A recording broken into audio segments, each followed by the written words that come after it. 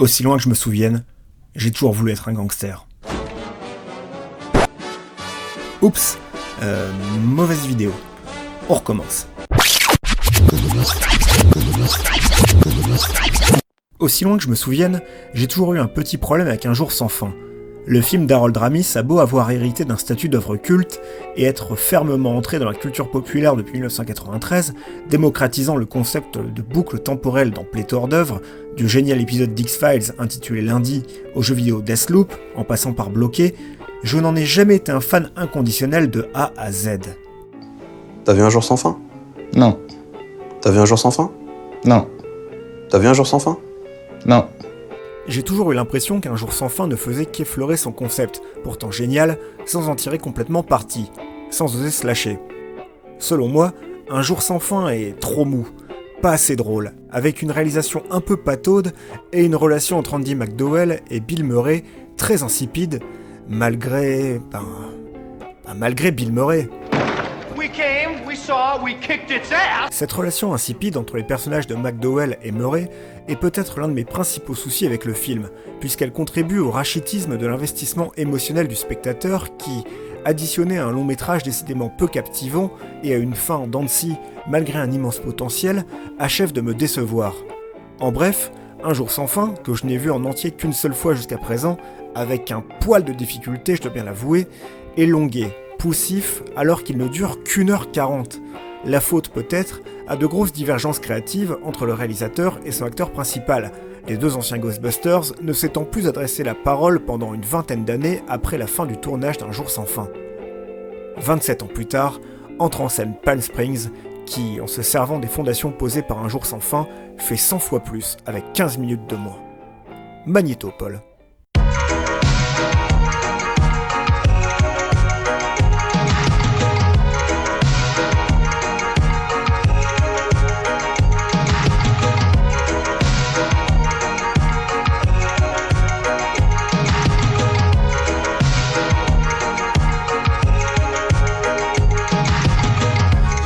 Attention, je sais que je peux avoir l'air méchant à l'égard d'Un jour sans fin, mais croyez bien que ce n'est pas mon intention. Je ne dis pas que Palm Springs enterre complètement Un jour sans fin, et que ce dernier est à présent obsolète. Après tout, Palm Springs se construit, en grande partie, sur Un jour sans fin, pour aller plus loin, et attend de vous, spectateurs, spectatrices, que vous en soyez familiers, pour ne pas faire trop de redites et proposer du neuf. Ce qu'en revanche je peux clairement affirmer, c'est que Palm Springs réussit là où Un jour sans fin échoue complètement, à savoir au niveau des relations entre les personnages. Un jour sans fin plonge le présentateur météo Phil Connors dans une boucle temporelle, le condamnant à revivre éternellement la même journée, plus précisément le 2 février, jour de la marmotte et de festivités dans une bourgade paisible et très ordinaire des États-Unis. Si Phil est venu de Pittsburgh dans ce charmant bled avec son équipe de tournage, il est pourtant le seul à être coincé dans la boucle et à avoir conscience de revivre constamment le même jour. Finalement, il parvient à s'en échapper au bout d'une petite éternité parce qu'il a appris à connaître une grande partie de la population de Punxsutawney et à rendre leur journée meilleure de façon désintéressée, donc parce qu'il est méritant. Le film passe le plus clair de son temps à nous montrer l'égoïsme et l'odieux caractère de Phil. Sa rédemption est la clé de son salut, son chemin hors de la boucle temporelle dans laquelle il est piégé. Oh my god. Maybe it's a karma thing. What is? Yeah, what if it's like, to get out of this, you have to be selfless and then you're free. Bien sûr, dans Palm Springs, cette méthode ne fonctionne pas. Ce serait trop facile. Car pour citer le personnage de Clint Eastwood dans Impitoyable, Deserves got nothing to do with it. Palm Springs, dans une démarche un brin postmoderne, se moque de cette fin que j'ai toujours trouvée un peu légère. De plus, il cimente l'existence de son univers d'Un jour sans fin, ou l'un de ses ersatz, connu par les personnages qui partagent dans une certaine mesure une culture commune à la nôtre, et expérimentent en toute désillusion ce qu'ils ont vu comme nous au cinéma, ce qui renforce notre attachement à leur égard. Car oui, dans Palm Springs, ce sont des personnages peut-être plus proches de nous qui sont condamnés à revivre pour toujours la même journée, à savoir un mariage dans la ville de, vous l'aurez deviné, Palm Springs, en Californie, cadre plus paradisiaque que le paradis lui-même. L'idée fantastique du film de Max Barbakov n'est pas de plonger un seul personnage dans la boucle temporelle. Ça, on connaît déjà très bien, mais bien d'en mettre plusieurs pour pousser le concept infiniment plus loin et nous raconter quelque chose de nouveau et de nettement plus profond en reprenant un principe de répétition d'un même jour déjà vu 1 milliard de fois pour explorer les interactions et les relations entre ces captifs du temps. Parmi eux, Sarah est une trentenaire cynique qui intègre la boucle au début du film et veut, logiquement, tout faire pour en sortir. Si elle est bloquée dans cette journée, c'est en partie à cause de Niles, un homme enlisé dans la trentaine et une relation de couple peu enviable qui est coincé dans la boucle temporelle depuis belle lurette. Il est même bloqué depuis si longtemps qu'il en a oublié son ancienne vie. Preuve en est qu'il ne se souvient plus de son métier. Il a absolument tout expérimenté dans la boucle, exploitant toutes les possibilités offertes. A lot of suicides. So many. Et en connaît à présent toutes les règles. Résigné, désabusé, dépourvu d'émotions et d'expériences nouvelles, il ne fait plus le moindre effort et ne cherche plus du tout à sortir de là. Mais a-t-il encore vraiment des raisons de sortir de la boucle temporelle ? Roy, quant à lui, est un père de famille qui a vu autant de printemps que Sarah et Niles réunis, au départ lassé de son morne quotidien. Il finit bloqué dans la boucle temporelle par la faute de Niles, dont il tente de se venger avec, à chaque reprise, une nouvelle méthode très créative pour déjouer la routine et passer sa frustration de ne pouvoir regagner sa vie, sa femme et ses enfants. Bloqué dans la boucle depuis moins longtemps que Niles et certain de ne pas pouvoir en sortir, le temps n'a, dans la première partie du film, pas émoussé sa colère et son envie de quitter cette prison temporelle qui est, pour lui, tout sauf dorée, contrairement à Niles, désœuvré, qui en jouit façon Lebowski.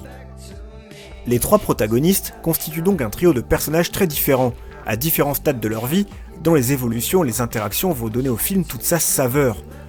Nos héros sont formidablement attachants parce que leurs raisonnements et cheminements sont parfaitement logiques et compréhensibles.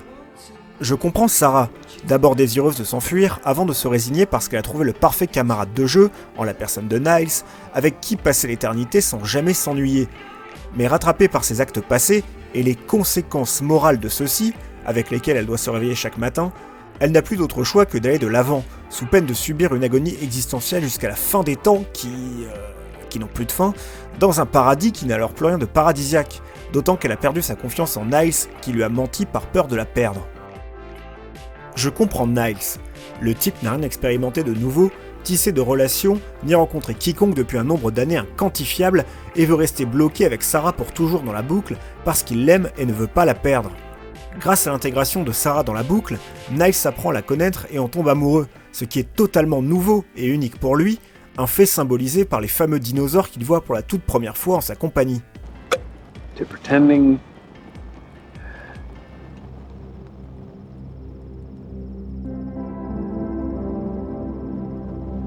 That's new.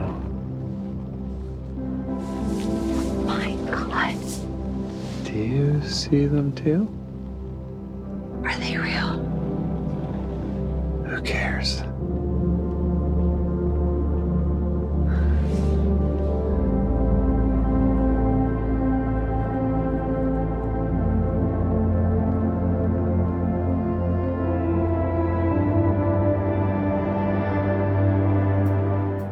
Le personnage campé par Andy Samberg veut rester pour toujours dans ce jour qui est le paradis éternel pour lui du moment qu'il est vécu avec Sarah. Un sentiment que quiconque a déjà connu s'il a déjà été amoureux. L'envie de rester éternellement bloqué dans un moment de bonheur intense avec la personne aimée. Et bien sûr, lorsque la personne concernée part, on ne peut que regarder en arrière avec nostalgie et une souffrance incommensurable qui nous déchire de l'intérieur et s'accentue au fur et à mesure que le temps passe. C'est ce que traverse Niles, dont le monde s'effondre lorsque Sarah décide de le quitter et qu'il ne la voit plus et ne la verra potentiellement plus jamais. Il s'agit tout bonnement du pire qui pourrait lui arriver. La seule personne qu'il a pu connaître depuis un temps infini dont il s'est épris, et peut-être la dernière, disparaît comme ça du jour au lendemain. Vous imaginez un peu la douleur ? De plus, Niles est resté si longtemps dans ce jour que, lorsque Sarah lui propose une première fois de le quitter avec elle, il refuse et lui demande à la place d'y rester avec lui. À la fois maître et esclave d'un monde qu'il connaît par cœur, il a, en quelque sorte, développé une sorte de crainte d'en sortir et de revenir dans l'anxiogène monde réel. Je n'ai pas dressé de parallèle avec l'actualité, c'est vous qui y avez pensé. Toujours est-il que, poussé par son amour pour le personnage joué par Christine Milioti, il trouve à la fin le courage de fuir la boucle avec elle. Tel est le Irvine, le paradis que Roy lui dit de trouver. You gotta find your Irvine. Son Irvine, son paradis, c'est n'importe où, n'importe quand, tant que c'est avec Sarah. Je comprends Roy, peut-être le personnage qui m'a le plus touché. Au départ, lassé de son existence de papa poule, de ses enfants en bas âge qui, apparemment, n'étaient pas vraiment désirés, If I'd had one less Mai Tai that night, I'd have put the condom on right and they wouldn't be here. So, here's to Mai Tais. Roy s'encanaille avec Niles et, dans le feu de l'action, au cours de son premier moment de lâcher prise depuis fort longtemps, émet le souhait, dans une parole ivre et droguée, que ces moments de débauche ne s'arrêtent jamais. Niles le prend au pied de la lettre et le pousse, plus ou moins volontairement, à rester dans la boucle, avant d'instantanément le regretter. En comprenant ce qui lui arrive, Roy devient fou de rage, une rage qui l'accompagne pour un long, très long moment, avant de s'éteindre dans la dernière partie de Palm Springs. Dans ce qui est possiblement la plus belle scène du film, Roy explique à Niles que s'il a cessé de vouloir lui faire la peau, c'est parce qu'il a compris que ce jour dans lequel il est éternellement bloqué est en réalité le plus beau de sa vie. S'il regrette de ne pouvoir voir son fils et sa fille grandir, il est néanmoins reconnaissant d'être pour toujours en vie dans un monde dans lequel ses enfants sont heureux et sa femme en bonne santé. Résilient, Roy, qui n'a pas d'autre choix que d'accepter son sort, embrasse cet éternel recommencement qui ne pourrait être meilleur. Dans la contrainte, il hérite finalement d'un happy end, s'accommodant de sa situation idyllique malgré son caractère inévitable. Et cela ne s'arrête pas là, puisque dans la scène du générique de fin, Roy, prévenu par Sarah qu'elle avait peut-être trouvé un moyen de sortir de la boucle, découvre avec joie que Niles et elle ont réussi à fuir et à regagner le monde réel. Le film s'achève avec lui, souriant, pour qui les choses ne peuvent que bien se passer, quoi qu'il advienne. Roy a désormais le choix, et ces deux options sont bonnes.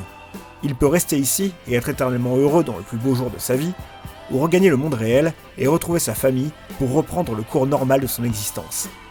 Quoi que Roy fasse, tout ira bien pour lui. Ceci, mesdames et messieurs, est ce qui a achevé de faire de ce film, pour moi, un grand film. Ceci est le fait qu'il soit incroyablement beau, avec des paysages et des couleurs à tomber, servi par une réalisation, une photographie, une colorimétrie et une lumière impeccable, avec une multitude de plans marquants. Sérieusement, j'ai envie de dire que cette image de Christine Milioti comprenant qu'elle tombe amoureuse de Niles au milieu des cotillons est aussi mémorable que l'une des dernières images de La La Land, mais ce serait manquer de respect à toutes les autres cartes postales cinématographiques que contient ce film, et que je n'aurai pas le plaisir de citer. L'écriture est, comme vous l'aurez compris, la vision du film, et ou de cette vidéo, ciselée, juste, suscitant autant de rires que d'émotions moins amusantes, sans jamais en faire trop, aidé par un casting qui fonctionne à merveille. Les personnages s'équilibrent à la perfection. Christine Milioti est formidable, respirant la vie et l'exaltation par tous les pores de sa peau, et Andy Samberg et J.K. Simmons sont toujours aussi sensationnels, alimentés par une indéniable alchimie. En bonne production The Lonely Island, le film est empreint de l'absurde propre à Andy Samberg et ses comparses, avec des gags visuels souvent très drôles et des répliques qui me font exploser de rire à chaque fois.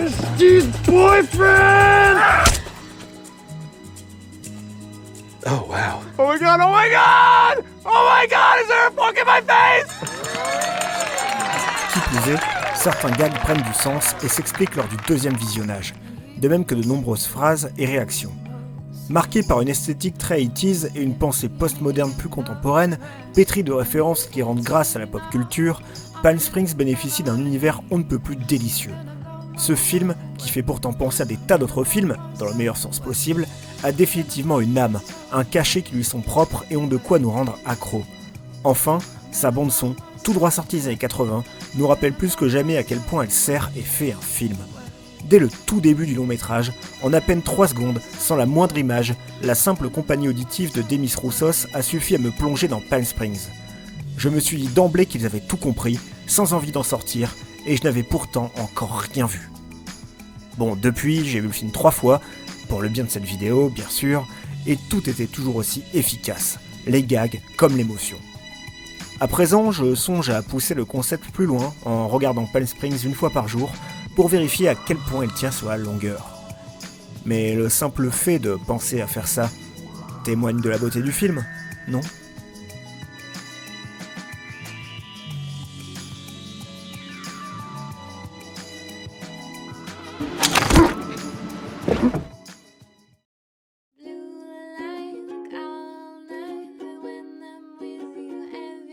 Je suis vraiment curieux de voir ce que proposera à l'avenir le réalisateur Max Barbaco, lui qui, avec Palm Springs, vient de mettre au monde Le Jour sans fin ultime.